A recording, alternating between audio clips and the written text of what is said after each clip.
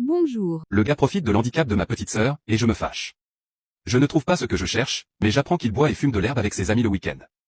Quelques jours plus tard, je trouve son téléphone dans la buanderie et je me dis qu'il a dû atterrir dans un de nos manteaux par accident. Je sais avec certitude qu'il l'a récupéré, car il m'a appelé pour me remercier d'avoir demandé à Oli de le lui rendre.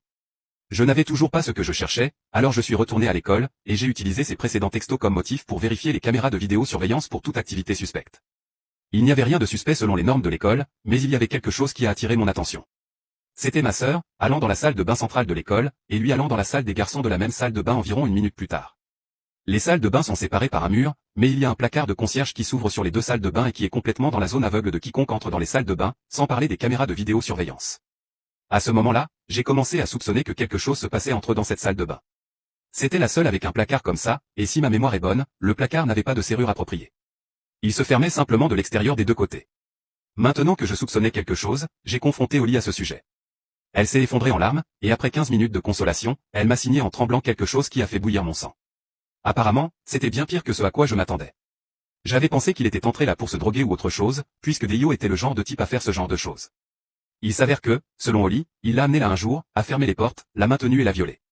Il lui a dit qu'il le saurait si elle en parlait à quelqu'un, et qu'il lui ferait du mal si elle le faisait. Comme elle ne pouvait physiquement pas crier à l'aide, ou faire le moindre bruit, il s'en est tiré. Et le pire, c'est qu'il l'a menacée pour qu'elle le rejoigne tous les 2 jours et lui fasse subir le même sort. Mon premier réflexe a été d'appeler la police, mais j'ai réalisé qu'il n'y avait aucune preuve, à part le témoignage d'une fille muette. La première chose que j'ai faite a été d'appeler Oli pour qu'elle s'absente de l'école pendant une semaine. Une urgence familiale peut leur valoir une semaine d'absence justifiée facilement. La chose suivante a été de trouver où il vivait. Après cela, j'ai planifié la vengeance la plus brutale à laquelle je pouvais penser. Ma première étape a été de m'introduire dans sa maison. Il s'avère que ses parents sortent beaucoup, et il part fumer et boire avec ses amis. Je savais, en lisant ses textes, qu'il y avait une clé de rechange sur le dessus de la lampe du poche dans la cour arrière. Ce samedi, j'ai fait le tour de la maison et j'ai attendu que tout le monde parte. J'ai alors commencé la phase 1 de ma vengeance. Je suis entré dans sa maison par la porte de derrière, et j'ai trouvé sa chambre. J'espère que tu as passé un bon moment, tu es magnifique quoi que tu en penses.